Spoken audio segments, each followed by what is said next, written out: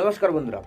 ধরুন এক রাতে আপনি একটা স্বপ্ন দেখলেন আপনার বন্ধু হঠাৎ আপনাকে ফোন করছেন এবং একটা খবর দিচ্ছে।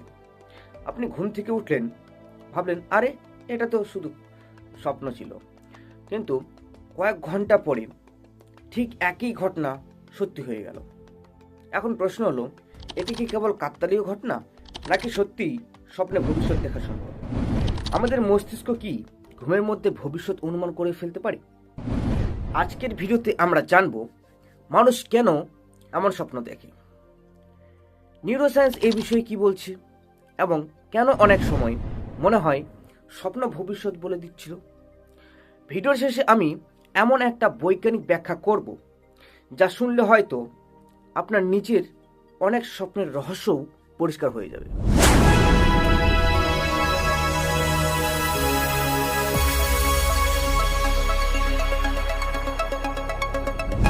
প্রতিদিন রাতে যখন আমরা ঘুমাই, আমাদের মস্তিষ্ক কিন্তু পুরোপুরি বন্ধ হয়ে যায় না, বরং অনেক ক্ষেত্রে মস্তিষ্ক তখন আরও বেশি সক্রিয় হয়ে থাকে, বিশেষ করে ঘুমের একটি পর্যায়ে যাকে বলা হয় রেম স্লিপ। এই সময় চোখ দ্রুত নড়ে, মস্তিষ্ক অনেক তথ্য প্রসেস করে এবং আমরা সবচেয়ে জীবন্ত স্বপ্ন দেখি।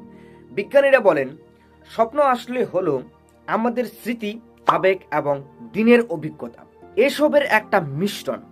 কিন্তু সমস্যা হলো কিছু কিছু স্বপ্ন এতটাই বাস্তব মনে হয় যে মানুষ ভাবতে শুরু করে, হয়তো আমি ভবিষ্যৎ দেখেছি। ইতিহাসে অনেক মানুষ দাবি করছে তারা স্বপ্নে ভবিষ্যৎ দেখেছে। সবচেয়ে বিখ্যাত গল্পের একটি হলো আমেরিকা প্রেসিডেন্ট আব্রাহাম লিঙ্কন। কথিত আছে মৃত্যুর কয়েকদিন আগে তিনি নাকি স্বপ্নে দেখেছিলেন হোয়াইট হাউসে একটি মৃতদেহ রাখা আছে এবং মানুষ কাঁদছে। যখন তিনি জিজ্ঞেস করলেন কে মারা গেছে, উত্তরে এসেছিল প্রেসিডেন্ট। কিছুদিন পরেই ঘটে যায় অ্যাসোসিয়েশন অফ আব্রাহাম লিঙ্কন, অর্থাৎ আব্রাহাম লিঙ্কনের হত্যাকাণ্ড। এমন গল্প শুনলে মনে হয় স্বপ্ন যেন সত্যি ভবিষ্যৎ বলে দেয়। কিন্তু বিজ্ঞানীরা এই বিষয়টিকে একটু ভিন্নভাবে ব্যাখ্যা করেছেন। নিউরোসায়েন্স অনুযায়ী আমাদের মস্তিষ্ক আসলে একটা প্রেডিকশন মেশিন, মানে মস্তিষ্ক সবসময় চেষ্টা করে আগামীতে কি ঘটতে পারে তা অনুমান করা। এই ধারণাকে বলা হয় প্রেডিক্টিভ প্রসেসিং।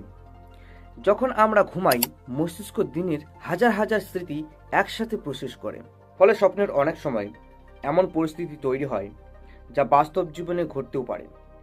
উদাহরণ হিসেবে ধরুন আপনি জানেন স্বপ্নটা ভবিষ্যৎ বলে দিয়েছিল, কিন্তু আসলে মস্তিষ্ক শুধু সম্ভাব্য ঘটনা পরিকল্পনা করছিল। এখানে একটা বড় সাইকোলজি ইফেক্ট কাজ করে, এটাকে বলা হয় কনফার্মেশন বেস।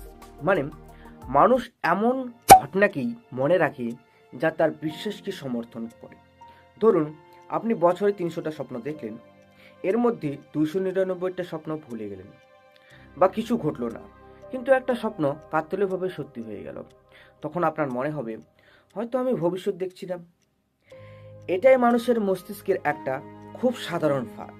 আরও একটা কারণ আছে যার জন্য মানুষের মনে হয় স্বপ্ন সত্যি হয়ে গেছে। এটাকে বলা হয় মেমোরি কনস্ট্রাকশন। আমাদের স্মৃতি ভিডিও রেকর্ডারের মতো নয়, বরং সময়ের সাথে সাথে আমরা স্মৃতিকে পরিবর্তন করে ফেলি।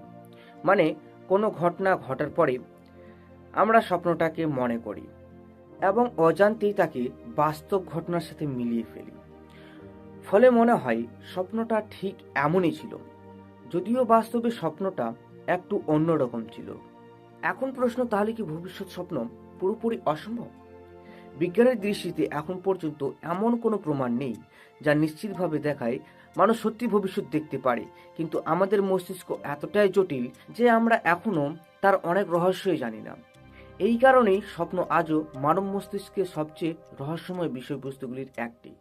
তাহলে বন্ধুরা, স্বপ্নে ভবিষ্যৎ দেখা হয়তো কোনো অতিপ্রাকৃত ক্ষমতা নয়, বরং আমাদের মস্তিষ্কের প্রেডিকশন, স্মৃতির ভুল আর কাকতালীয় ঘটনা, এই তিনটি মিলে আমাদের এমন অনুভূতি দেয়।